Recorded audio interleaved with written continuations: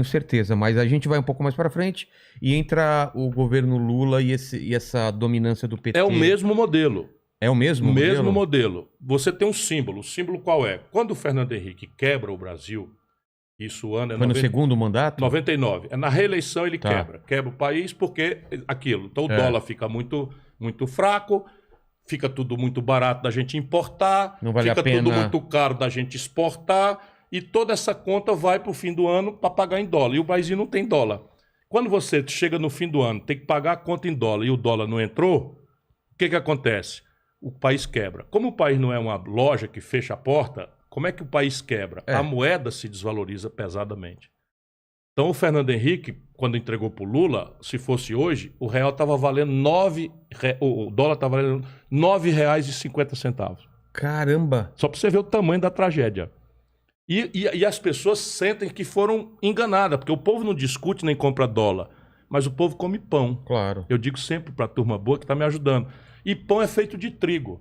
E trigo o Brasil não produz suficiente, então nós temos que comprar no estrangeiro. Ainda? Tudo que a gente... Sim, ainda. É mesmo? Está piorando. Está piorando. Né? Tudo que o Brasil compra do estrangeiro paga em dólar. Claro. Então se o dólar sobe, o trigo sobe, o preço do pão sobe. O Brasil está importando agora gasolina, querosene de aviação, gás de cozinha e óleo diesel dos caminhoneiros. Em dólar. Caramba. Quando o Bolsonaro assumiu, era R$ 3,70 Tá 6 por agora? dólar. 5,40. E vai bater 6 daqui a pouco. Aí não tem conversa. A dona de casa que eu visito na periferia, eu vou conversar, está cozinhando uma vez por dia e guardando, porque não tem dinheiro para pagar o gás. Um país que é capaz de produzir. Aí, eletricidade não é produzida em dólar. Porém, o Fernando Henrique inventou um índice chamado IGPM, que é uma dolarização mascarada. Para quê? Para entregar para os estrangeiros as estatais, e os estrangeiros, não podendo cobrar em dólar, cobram num real indexado, que é a tal indexação, corrigido pelo IGPM. Sabe quanto é que está o IGPM hoje? Não. Que é o índice do aluguel, da conta da energia, etc. Simplesmente está em 37% nos últimos 12 meses. Estão ferrando o Brasil. Estão ferrando. A caristia voltou com peso que desde 94 nós não tínhamos igual. Boa parte por conta disso, por causa da dependência do país de dólar.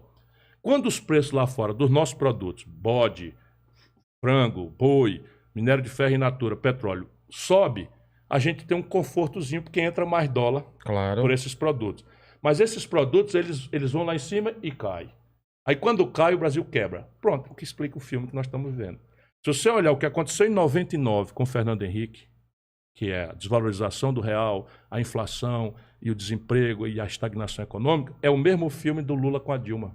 Então, mas o primeiro governo do Lula, a gente pega uma alta de commodities. Pega duas coisas. Primeiro, como eu te falei, quando o Lula toma posse, o real está valendo R$ 9,20. O dólar está valendo R$ 9,20. Tá. O que o Lula faz? Bota a taxa de juros lá em cima e começa a entrar dólar especulativo. Quando o Lula terminou, 8 anos depois, está 1,75. Caramba. Então, aí o que acontece? Aquela sensação de que eu enriqueci. Porque o meu real agora compra mais coisa. Só que ele compra mais coisa, mas vai ficando na conta. Vai ficando na conta. É como se você fizesse um fiado eterno sem achar que vai pagar. E isso não quebrou durante o Lula, por quê? Porque nós estamos vendendo, na época, um barril de petróleo, no fim do governo Lula, por $130. Isso era muito? $130 era o maior custo de barril de petróleo da história. Caramba. O Brasil estava vendendo. Quando a Dilma caiu, estávamos vendendo o mesmo barril de petróleo por 30. Quando nós estávamos no Lula, nessa farra de consumo, e todo mundo feliz, e não sei o que e tal, nós estávamos vendendo uma tonelada de minério de ferro por $190. Quando a Dilma caiu, nós estávamos vendendo a mesma tonelada por $38. Eu acho que a fase que eu sempre tive uma produtora. A frase que eu ganhei mais dinheiro foi nesse primeiro governo do Lula. Isso, porque o dólar se desvalorizou 4 vezes. Não, e a gente fazendo muito trabalho para a agência de publicidade, tudo muito aquecido. Porque a economia aquece, puxada pelo consumo. E o consumo também no Lula não só foi uma manipulação do câmbio, que assim, é bom, mas espeta uma conta que um dia chega. Não, mas é isso que eu ia te falar. Depois que acabou essa farra... Quebrou todo mundo. Porque... Quer ver o crédito? O Lula pegou o crédito, que é a outra ferramenta, pegou em 15% do PIB. Ou seja, toda a riqueza brasileira, o juro no Brasil é tão alto que só 15 de cada 100 riquezas do Brasil é puxada para o crédito. Tá. O Lula puxou isso para 55% do PIB. De novo, vamos comprar, vamos para o crediário, vamos para a prestação, vamos para o FIES, vamos para não sei o quê. Tudo bem, você bota a mão na grana, é legal. Só que vem a hora que tem que pagar. Sabe o que aconteceu? 63 milhões e 700 mil brasileiros estão com o nome sujo no SPC. Inadimplência. Dos quais boa parte estudantes que caíram no conto do FIES. Enquanto isso, o Lula viaja num avião, um jato, espetacular, do maior empresário privado de educação do mundo, que nasceu com dinheiro público brasileiro. Caramba. Isso é o PT. Então, mas por que não se aproveitou essa fase do primeiro governo do PT para fazer um parque industrial muito mais forte e tal? Porque não tem projeto, esse é o problema. Todo o processo aqui é de reeleição, eleição. Parece que foi meio no susto. E é da mão para a boca. É da mão para a boca. Nenhuma reforma foi feita. Aí quando você vai olhar aquela história, de onde é que vem o dinheiro? Que a gente precisa discutir isso. De onde é que vem o dinheiro? O sistema de impostos no Brasil é o mais ineficiente, injusto e perverso do mundo. Eu sou professor na Universidade de Direito Tributário.